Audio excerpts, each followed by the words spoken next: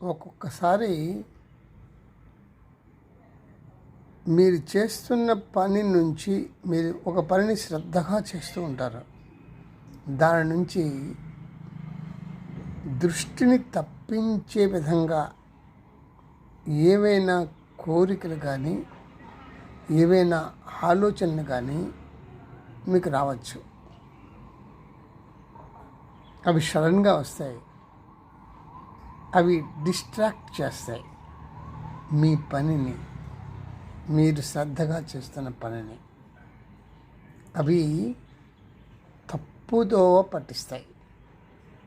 దానివల్ల మీరు చాలా నష్టాన్ని పొందుతారు. తరువాత కాలంలో మీరు పశ్చాత్తాప హృదయులవుతారు. అలాంటి ఘటనలు జరగవచ్చు. కాబట్టి ఎప్పుడూ మీరు అలర్ట్గా ఉండండి. ఏ పనైతే మీరు చేస్తున్నారో అది శ్రద్ధాభక్తులతో చేయండి.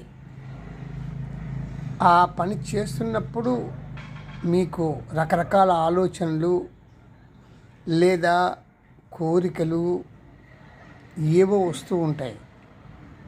వాటి వైపు వెళ్ళిపోకండి. మీ పనిలోనే మీరు ఉండండి.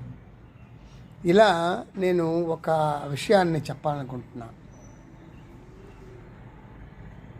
శోభరీ ముని అతను గొప్ప యోగి. శోభరీ ముని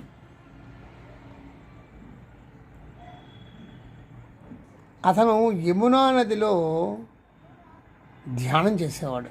నది లోపల చాలా గొప్ప ముని నది లోపల ధ్యానం చేసేవాడు.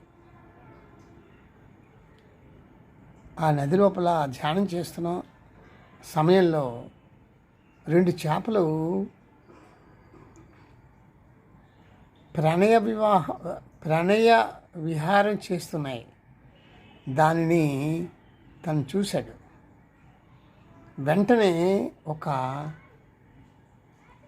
ఆలోచన వచ్చింది. అది ఎలాంటి ఆలోచన అంటే లస్టీ డిజైర్, ఒక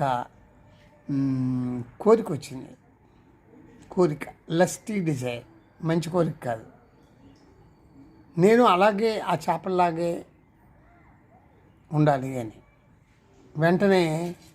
వెంటనే ఆ ధ్యానాన్ని విడిచిపెట్టేసి లేచి అప్పుడు మందాత అనే రాజు దగ్గరికి వెళ్ళి అక్కడ ఉన్న రాజు 50 మంది అతని పుత్రికల్ని పెళ్లి చేసుకొని 5,000 మంది పిల్లల్ని కని తండ్రి అయ్యాడు.